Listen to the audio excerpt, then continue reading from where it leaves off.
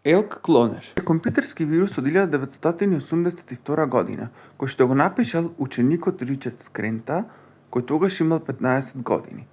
Тоа всушност била шеговита песна што се појавувала на мониторите. Кога го откриле и му забраниле пристап до училишните компјутери, тој дошол на идеја да направи вирус што ќе се размножува автоматски и ќе се пренесува со дискети. Го заразил училишниот компјутер од каде што преку дисковите, односно дискетите, вирусот се расширил и надвор од училиштето. Во овој компјутерски вирус бил Elk Cloner, the program with the personality it will get on all your disks. It will infiltrate your chips, yes. It's Cloner.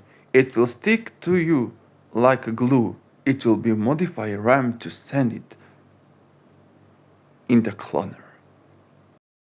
Инаку овој компјутер ги таргетирал компјутерите Apple II.